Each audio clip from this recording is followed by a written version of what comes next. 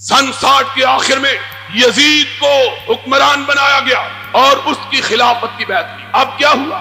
جب یزید کی بیعت کے لیے سارے شہروں کے گورنروں کو مراسلہ آیا تو مدینے کے گورنر کو بھی آیا۔ اس نے شہر کے جو سربراہ بردہ لوگ ان کو یزید کی خلافت کے لیے بلایا۔ ان میں حضرت حسین بھی تھی، حضرت صدیق اکبر کے بیٹے حضرت عبد الرحمن بھی تھے، اور حضرت عمر کے بیٹے حضرت عبداللہ ابن عمر بھی تھے، اور بعض روایات کے مطابق ان میں حضرت زبیر کے بیٹے حضرت عبداللہ ابن زبیر بھی تھے، لیکن صحیح روایت یہ ہے کہ وہ پہلے ہی مدینے سے رخصت ہو چکے۔ ان سے کہا گیا کہ یزید کی بیعت کرو۔ حضرت حسین نے اجازت چاہی، گورنر کو کہا کہ دیکھو ابھی ابھی ہمیں امیر معاویہ کی وفات کی خبر ہوئی، یزید کے حکمران بننے کی اطلاع ہوئی ہے، ابھی ہم کو غور و فکر کی اجازت دو، ہم سوچ سمجھ کے بتلائیں۔ اس نے کہا نہیں، میں مہلت نہیں دے سکتا۔ حضرت حسین نے کہا مجھے صبح تک مہلت چاہیے۔ اس نے صبح تک مہلت دی۔ حضرت حسین رضی اللہ تعالی عنہ نے رات کی تاریکی سے فائدہ اٹھا کر مدینے سے کوچ کر آپ مکہ مکرمہ آ گئے۔ اس زمانے میں اونٹوں پہ لوگ سفر کرتے تھے۔ حضرت حسین کے مکہ مکرمہ میں پہنچنے کی خبر کوفہ کے لوگوں کو ملی۔ حضرت معاویہ کی وفات کے بعد یزید کے دور حکومت کا جب آغاز ہوا، حضرت حسین جھک کر مدینہ طیبہ سے نکل کر مکہ مکرمہ کی طرف آئے۔ کوفہ کے لوگوں کو علم ہوا، وہی کوفہ کے لوگ جو حضرت علی کے پارٹی کے لوگ تھے، انہوں نے جناب حسین کی خدمت میں خط لکھے، حسین تم نے بہت اچھا کیا، یزید کی بیعت نہیں کی، آؤ ہم تیرے باپ کی پارٹی کے لوگ تجھ کو بلاتے ہیں کہ آؤ ہمارے پاس آ جاؤ، ہم تجھ کو اپنا حکمران مان لیں۔ خط پہ خط آنے لگے، ہر روز خط۔ ایک دن اتنے خط آئے کہ شیعہ مورخ مفید نے لکھا ہے کہ حضرت حسین کی بوری بھر کے اتنے خط آئے ہر روز کہ آ جائیے ہمارے پاس، آ جائیے ہم آپ کو اپنا حکمران ماننے کے لیے تیار۔ آخر کار 18,000 کے قریب خط آئے حضرت حسین۔ حضرت حسین نے سوچا کہ یہ لوگ اتنا مجبور کر رہے ہیں، چلنا چاہیے۔ ساتھیوں نے مشورہ دیا کہ خود نہ چلیے، پہلے کسی کو اپنا نمائندہ بنا کے بھیجیے کہ حالات تو دیکھیں، حالات کیا۔ حضرت حسین نے اپنے تایا کے بیٹے حضرت عقیل جو حضرت علی کے بڑے بھائی تھے 10 سال بڑے، ان کے صاحبزادے مسلم ابن عقیل کو کوفہ میں کہ جاؤ جا کے حالات کا پتہ کرو، حالات کیا۔ بات لمبی ہو جائے گی۔ مسلم ابن عقیل بھی نوجوان آدمی تھا، کوفہ کے لوگوں کے جذبات دیکھے، ان کے بہلاوے میں آگے حسین کو خط لکھا، حسین انتظار نہ کرو، فصل پک کے تیار ہو چکی ہے، کاٹنے والے کا انتظار، جلدی سے آ جاؤ۔ اب ذرا جو بات بتلانا چاہتا ہوں وہ سن لو۔ جب حضرت حسین نے کوچ کا اعلان کیا مکہ مکرمہ سے، اس دن ذی الحجہ کی 8ویں تاریخ، ذی الحجہ کی کتنی تاریخ تھی؟ 8ویں تاریخ۔ اور کوئی حاجی یہاں موجود ہوگا، اس کو پتا ہے 8ویں ذی الحجہ کو کیا ہوتا ہے؟ 8ویں ذی الحجہ کو یہ ہوتا ہے کہ مکے میں جو حاجی گئے ہوتے ہیں وہ حج کا احرام باندھتے ہیں اور مینا کی طرف احرام باندھ کے نکلتے ہیں۔ حج کے دن کا پہلا دن کون سا ہوتا ہے؟ 8 ذی الحجہ۔ 8 ذی الحجہ کو جب لوگ احرام باندھ کے مینا کی طرف جا رہے تھے، حضرت حسین نے اپنے قافلے کو لیا اور کوفہ کی طرف روکی۔ لوگوں نے پوچھا حسین لوگ حج کے لیے جا رہے ہیں، تم کہاں جا رہے ہو؟ فرمایا مجھ کو میرے باپ کے شیعہ نے بلایا ہے، میں کوفہ میں جا رہا ہوں۔ حضرت عبداللہ ابن عباس جو حضرت حسین کے چچا تھے، حضرت علی کے چچا کے بیٹے، ان کو پتا چلا حضرت عبداللہ ابن عباس ان کو 3 مقام حاصل ہیں۔ ایک یہ کہ حسین کے چچا، دوسرا یہ کہ یہ وہ شخصیت گرامی ہے جن کا نام لے کے نبی نے ان کے لیے دعا کی ہے، اللہم علمہ القرآن وفقہہ فی الدین، اللہ عبداللہ ابن عباس کو دین کی سمجھ عطا فرما۔ تیسرا یہ حضرت علی کی فوجوں کے کمانڈر ان چیف رہے، 3 حیثیتیں۔ عبداللہ ابن عباس کو پتا چلا، بھاگے ہوئے آئے، حسین کی اونٹنی کی مہار تھام لی۔ فرمایا حسین کہاں جا رہے ہو؟ کہا کوفے کے شیعوں نے بلایا ہے۔ فرمایا جن شیعوں نے تیرے باپ سے وفا نہیں کی، تجھ سے وفا کیسے کریں گے؟ نہ جاؤ حسین، جانا ہے تو کسی اور جگہ جاؤ۔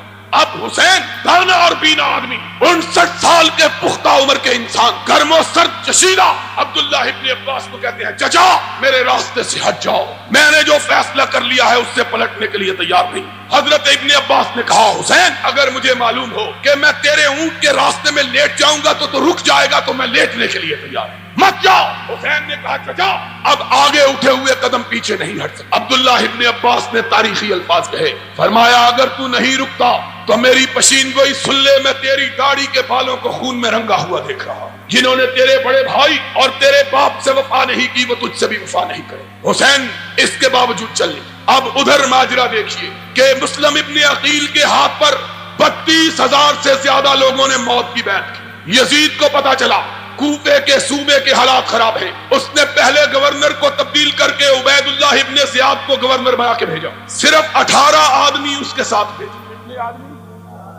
عبداللہ ابن عبید اللہ ابن زیاد این اس زمانے میں جبکہ کوفہ کی ہر گلی, ہر بازار اور ہر گھر میں حسین کے نعرے لگ رہے تھے, ان دنوں میں صرف 18 سپاہیوں کے ساتھ عبید اللہ ابن زیاد نے کوفے میں قدم رکھا. اس زمانے میں عربوں کا دستور یہ تھا کہ پرانے پنجابیوں کی طرح سفر کرتے ہوئے اپنے چہرے پہ ٹھاٹھا باندھ کے رکھتے, جس طرح ہمارے دیہاتوں میں دیہاتی لوگ سفر کرتے ہوئے اپنی پگڑی کا پلو اپنے منہ پہ باندھ لیتے ہیں. اسی طرح عربوں کا دستور تھا کہ چہرے پہ گرد و غبار نہ پڑے. عبید اللہ ابن زیاد اپنے چہرے پہ ٹھاٹھا باندھے کوفے کے بازاروں میں داخل ہوا. لوگوں کو حسین کا انتظار تھا.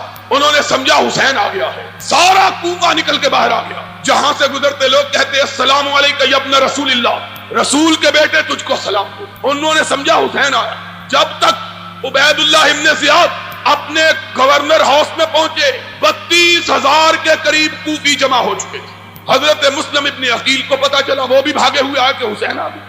ان کو تو پتا نہیں کون آیا. گورنر ہاؤس کے پاس جا کر مسلم ابن عقیل پاس, ان کے ساتھی پاس, عبید اللہ ابن زیاد نے اپنے چہرے سے اپنے کپڑے کا پلو ہٹایا. لوگوں نے دیکھا کہ حسین کی جگہ عبید اللہ ابن زیاد آ گیا ہے. اب عبید اللہ ابن زیاد نے گھور کے دیکھا 32,000 شیعہ, صرف 18 سپاہی تھا, اور پلٹ کے کہنے لگا کہ جان عزیز ہو ابھی پلٹ جائے, وگرنہ کبریائی کی قسم میں تمہاری بیویوں کو بیوہ اور تمہارے بچوں کو یتیم کر دوں گا. پلٹ جاؤ. اب ذرا سوچنے کی بات ہے, 18 سپاہی, اور وہ زمانہ نہیں تھا کہ پولیس والوں کے پاس جیپیں, بندوقیں اور سٹین گنیں اور آنسو گیس کے آلات اور لوگ بیچارے نہتے, بلکہ وہ زمانہ وہ تھا کہ پولیس والوں کے پاس بھی تلواریں اور عام لوگوں کے پاس بھی, دونوں کے پاس تلواریں.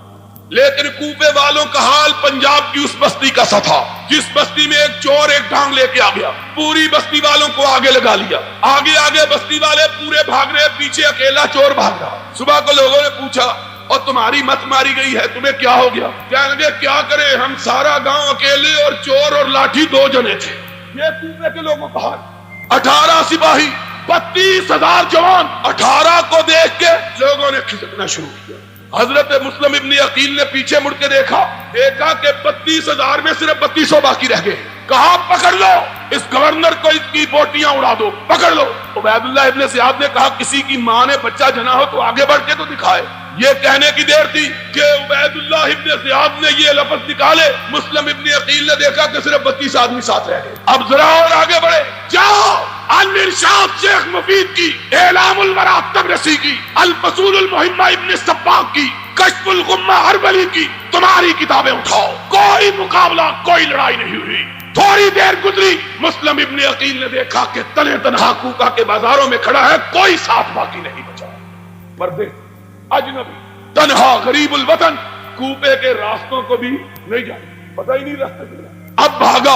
اس کی تو بالکل یہی مثال ہے کہ میرے جیسا آدمی شاد باغ میں آئے, تم سارے بھاگ جاؤ تو میں کہاں جاؤں گا, مجھے تو راستہ بھی نہیں آتا شاد باغ, کہاں جاؤں؟ مسلم ابن عقیل کے جائے تو جائے کہاں. ادھر بھاگے ادھر بھاگے, آخر ایک گلی میں گھسے. دروازے پہ دستک دی. اس شیعہ نے جس نے موت کی بیعت کی ہوئی تھی, حسین کے بھیا کے چہرے کو دیکھا, اپنے کواڑ بند کر. دوسرے دروازے پہ دستک, اس نے دیکھا, پھر کواڑ بند کر لیے. تیسرے چوتھے بھاگتے رہے, پیچھے سپاہی بھاگ رہے ہیں. تعاقب ہو رہا ہے. ایک جگہ پاؤں کو اندھیرے میں ٹھوکر لگی, حسین کا بھائی منہ کے بل گرا, دانت ٹوٹ گئے, منہ سے خون کا فوارہ چھوٹ پڑا. کوئی شیعہ نے علی میں سے خون پوچھنے کے لیے تیار نہیں. ساری رات مسلم ابن عقیل کوفہ کے بازاروں میں کوفیوں کی بے وفائی کا ذکر کرتے ہوئے گھومتے رہے. کوئی پناہ دینے کے لیے تیار نہ ہوا. پیاس سے نڈھال ایک مکان کے دروازے پہ جا کے گر پڑے. چیخ کی آواز گھر والوں تک پہنچی. ایک بڑھیا اندر سے باہر آئی. دیکھا کہ مسلم ابن عقیل جس کے ہاتھ میں کل ہزاروں نوجوان موت کی بیعت حسین کے لیے کر رہے تھے, اس بڑھیا نے مسلم ابن عقیل کو اندر جگہ دی. بیٹے نے کھٹپٹ کی آواز سنی، پوچھا اماں کون ہے؟ بڑھیا کہتی ہے کوئی نہیں کوئی نہیں۔ اس نے کہا مجھے آواز آئی ہے۔ اس نے کہا تیرا وہم ہے۔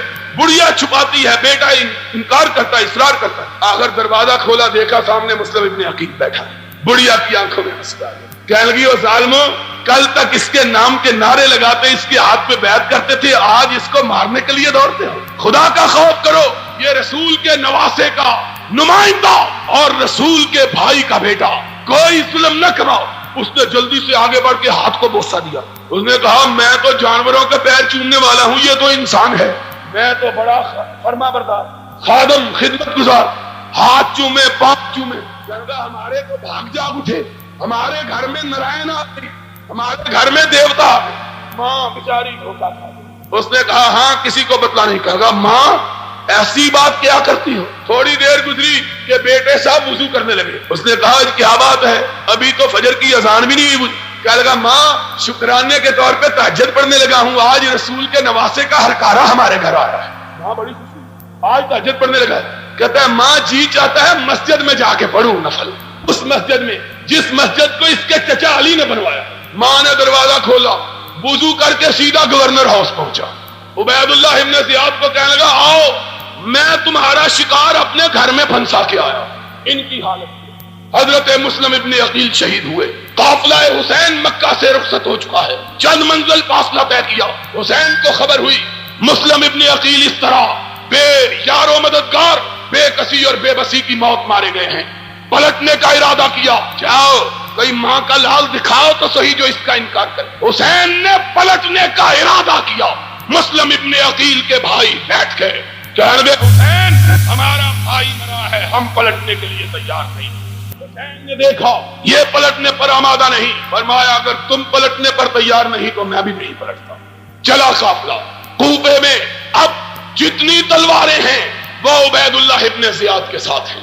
لوگ وہی لوگ جو کل تک حسین حسین کا نعرہ بلند کر رہے تھے، آج یزید یزید کے نعرے بلند کر رہے ہیں۔ اور ابھی کئی منزل دور کربلا میں نہیں پہنچے، 10 تاریخ کی صبح 10 بجے کہ ادھر سے عبید اللہ ابن زیاد اپنا لشکر لے کے آ پہنچا۔ حسین نے نظر اٹھائی، دیکھا لشکر میں کوئی بھی شامی نہیں، سارے کوفے کے لوگ۔ کہا کیوں آئے ہو؟ کہا حسین تجھ سے لڑنے کے لیے آئے ہیں۔ حسین نے بوری بھری ہوئی خطوں کی اٹھائی، ایک ایک کا نام لیا، تم میں تمہارا فلاں سردار موجود ہے؟ اس نے کہا موجود ہے۔ فرمایا یہ تم ہی نے خط لکھ کے مجھ کو بلایا تھا؟ کہا بلایا تھا، غلطی ہو گئی تھی۔ کہا اگر غلطی ہو گئی تھی تو اب کم از کم گھر میں بیٹھے رہتے، میرے خلاف لڑنے کے لیے تو نہ آتے۔ ایک ایک کا نام لیا، پھر بات بڑی، کہا اپنے سردار کو بلاؤ۔ اس طرف سے کمانڈر آگے بڑھا، کیا بات ہے؟ کہا میری 3 شرطیں ہیں، مجھ کو واپس پلٹ جانے دو، مجھ کو واپس، سنا بات، کہا مجھ کو واپس، میں مکے واپس چلا جاتا ہوں مجھ کو چھوڑ۔ کہا یہ ممکن نہیں ہے۔ کہا پھر مجھے بارڈر پہ بھیج دو، کافروں کے خلاف لڑتا ہوا شہید ہو جاؤں گا، میں کسی حکومت کسی خلافت کے تعلق نہیں کرتا، بارڈر پہ چلے جاتا ہوں۔ کہا یہ بھی منظور نہیں ہے۔ تیسری بات، کہا مجھ کو یزید کے پاس لے چلو، جو وہ میرے ساتھ فیصلہ کرے گا مجھے منظور ہوگا۔ اس نے کہا ہم کو یہ بھی منظور۔ 3 مطالبے کوفیوں نے تینوں مسترد کر دیے، اور اسی لیے ہم حسین کی شہادت کو شہادت سمجھتے ہیں۔ کیوں؟ اس لیے کہ حسین لڑنے کے لیے تیار